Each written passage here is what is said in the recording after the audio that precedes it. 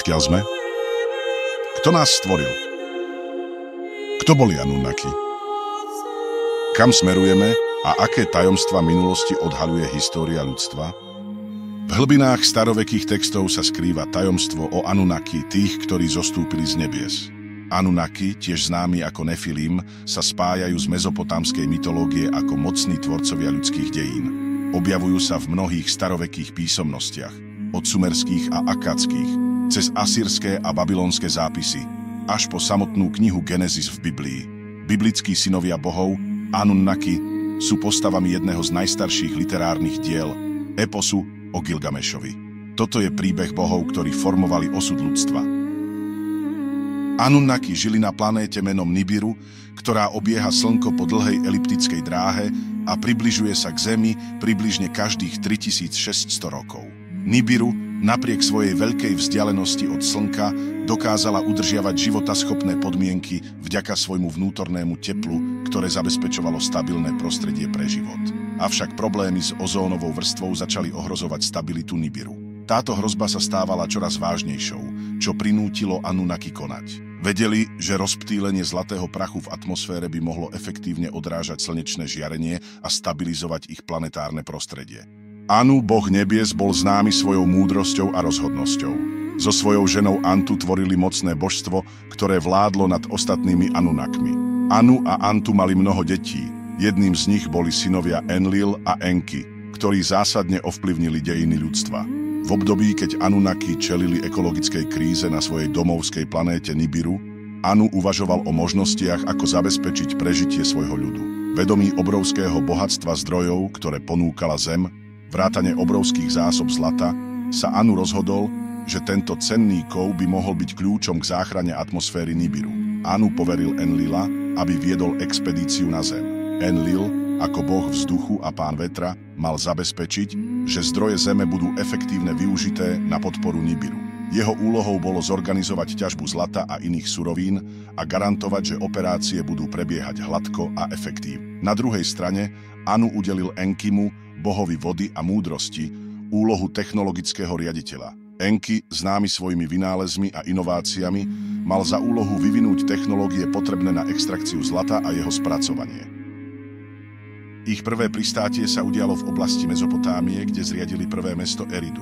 Tento región, považovaný za kolísku civilizácie, bol vybraný kvôli svojej strategickej polohe a prístupu k bohatým prírodným zdrojom. Anunnaki priniesli so sebou vyspelé technológie.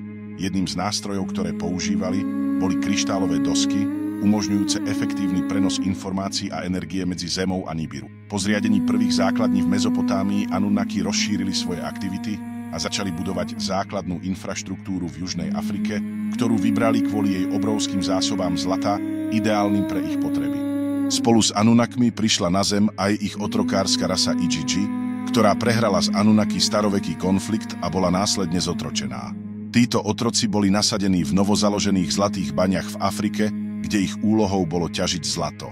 Pracovné podmienky v baňach boli vyčerpávajúce. Generácie Igigi trávili svoje dni v nekonečnom cykle vyťaženej práce pod zemou, čo malo za následok narastajúce napätie a hlbokú nespokojnosť medzi nimi. V centre tohto búrlivého obdobia sa sformovala skupina odvážnych Igigi, ktorí sa tajne stretávali, aby spoločne načrtli plán na získanie slobody.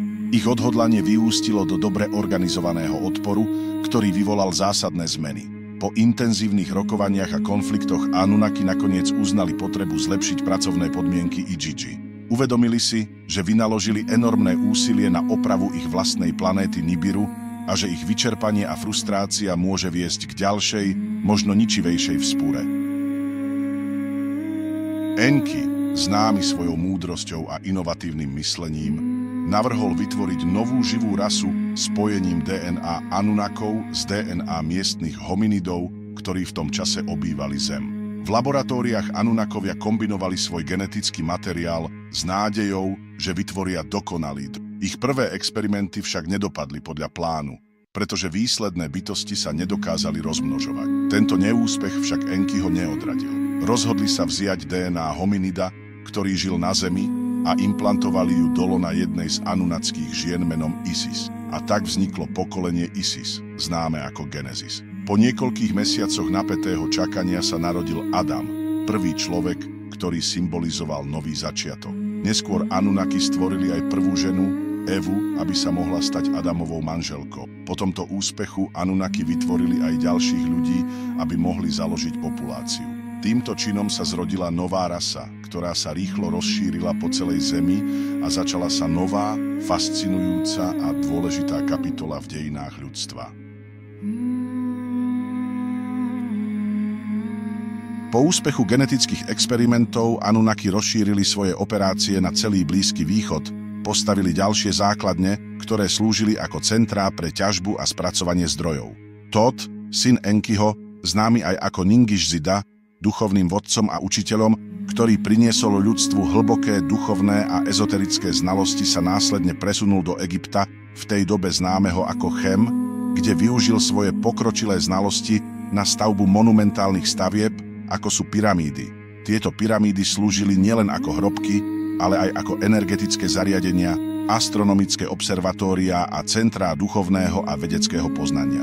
Z Egypta Anunnaki pokračovali v rozširovaní svojich operácií do ďalších častí sveta, vrátane Indie a Číny. Tam založili nové mestá a rozšírili svoj technologický a kultúrny vplyv, čím podporili vznik a rozvoj veľkých civilizácií v týchto oblastiach.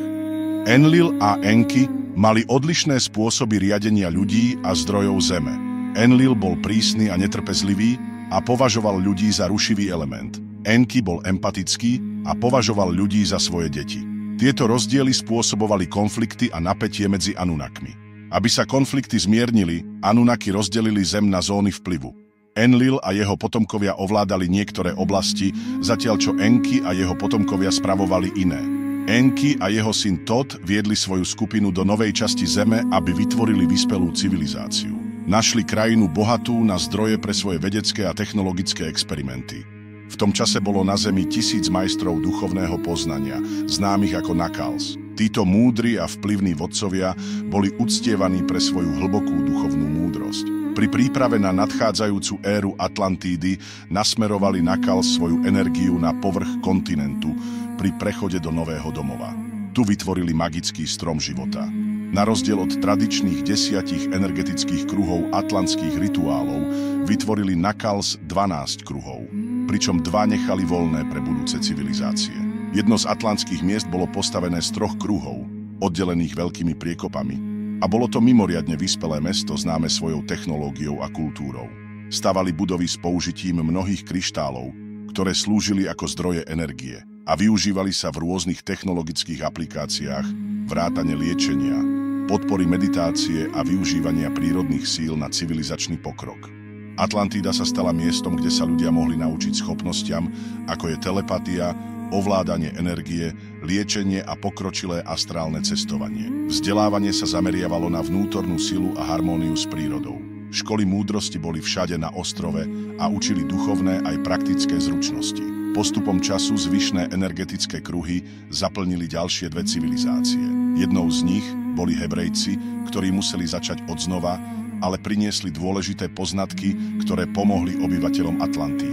Druhou rasou, ktorá dorazila na Zem, boli Marťania.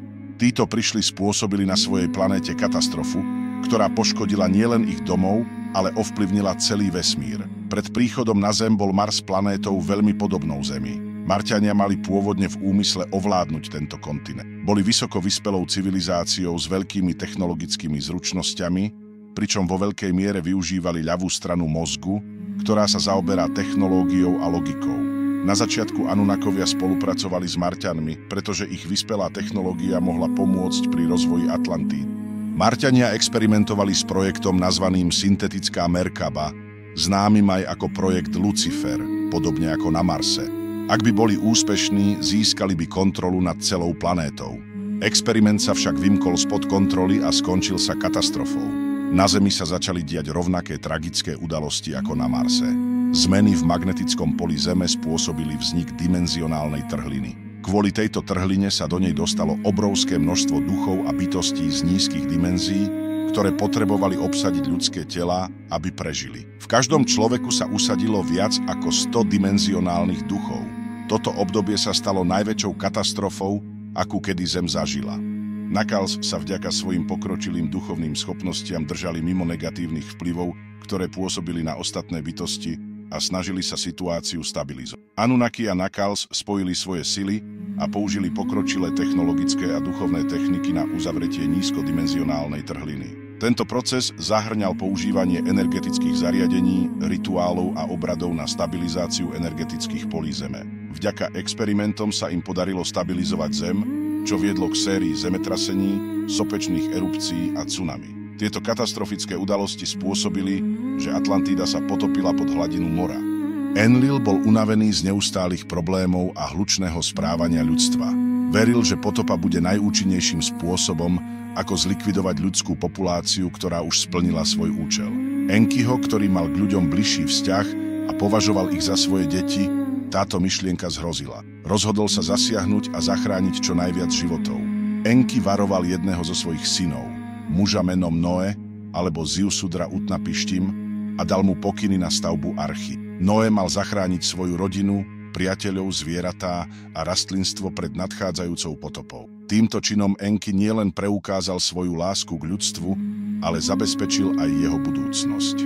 Po katastrofických udalostiach sa Zem upokojila.